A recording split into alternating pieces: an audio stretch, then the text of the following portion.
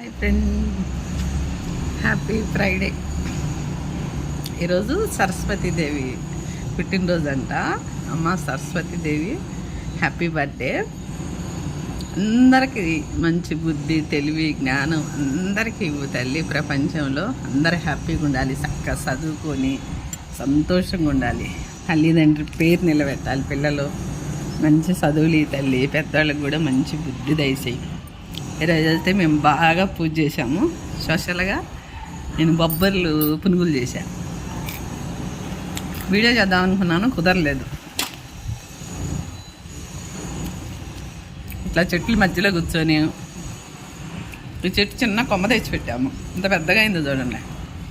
చెట్ల మధ్యలో కూర్చొని ఇట్లా టిఫిన్ ఏంటంటే ఇదే స్వర్గంలాగా ఉంది ఫ్రెండ్స్. నాకు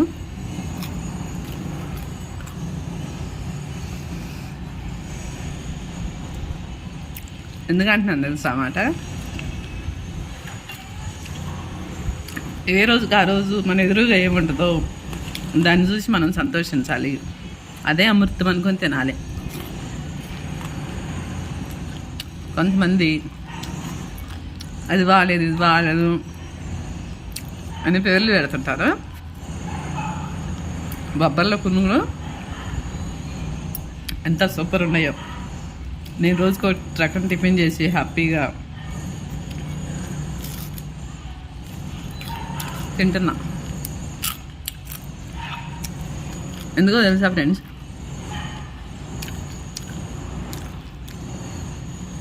ఈ 25 సంవత్సరాల్లో హ్యాపీగా అన్నీ చేసేసాం. ఇంకా మనం ఏదో చేయాలి, ఇంకా ఏదో సాధించాలని మనసు పాడు చేసుకోకుండా చేసిన వరకు చాలని సంతోషించి హ్యాపీగా ఉండదంటే చేసుకొని తిని ఉంటే చాలా బాగుంటుంది. ఈ మాట ఎందుకు చదువుతున్నాను తెలుసా, చాలామంది పిల్లలకు పెద్ద పెద్ద చదువులు చదువుతారు, అమెరికా పంపిస్తారు, చాలా చేస్తారు, అయినా వాళ్ళకి తృప్తి ఉండదు.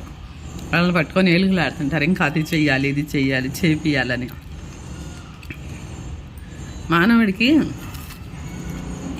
తృప్తి అనేది ఉండదని మీకు తెలుసు, నాకు తెలుసు.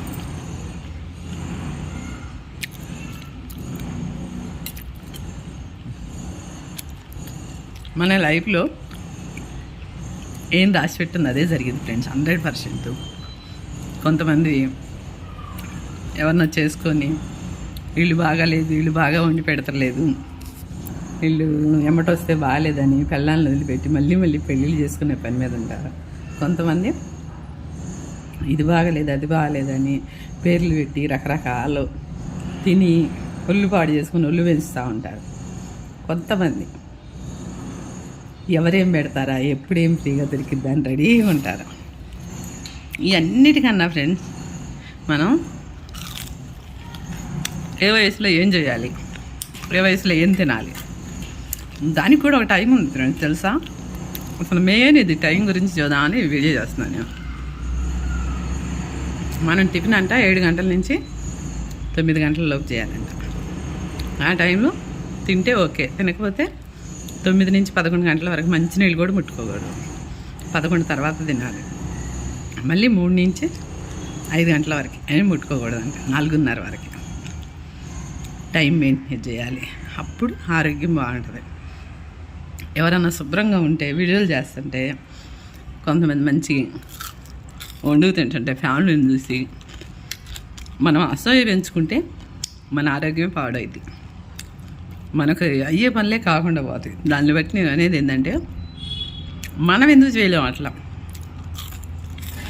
మనం ఎందుకు హ్యాపీగా ఉండలేము. అచ్చా ఏదో ఒకటి లైఫ్లో ఏదో జరిగిద్ది, అన్నీ మంచి పనులు జరుగుతాయా, ఏదో ఒకటి మిస్టేక్ అవుతుంటుంది.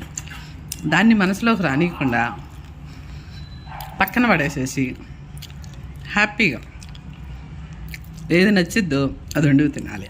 ఎప్పుడు 40 సంవత్సరాల తర్వాత ఈ బాధ్యతలు, బరువులు, అప్పులు, అవి ఇవి అనుకుంటే ఆరాట పడితే ఏమి ఉండదు.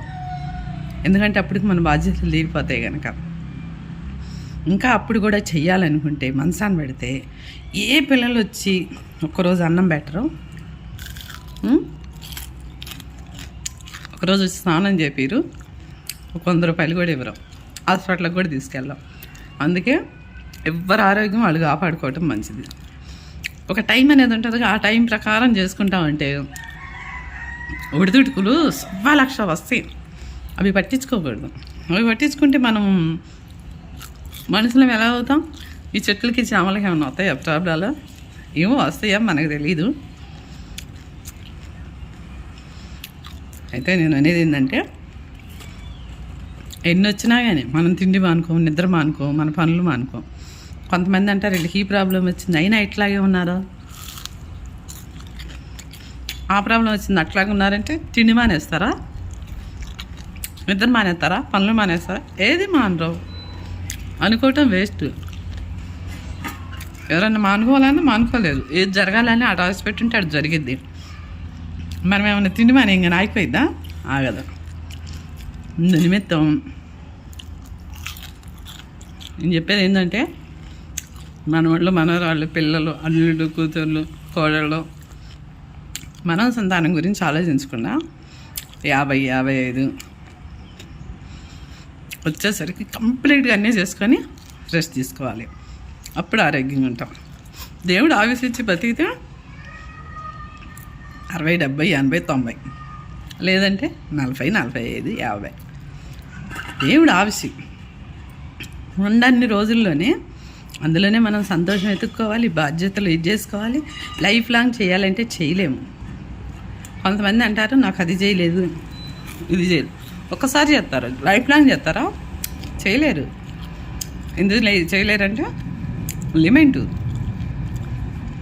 టైం కేటాయిస్తాం, దాని గురించి డబ్బులు తీసి పెడతాం, వీళ్ళకింత ఇది చేయాలని.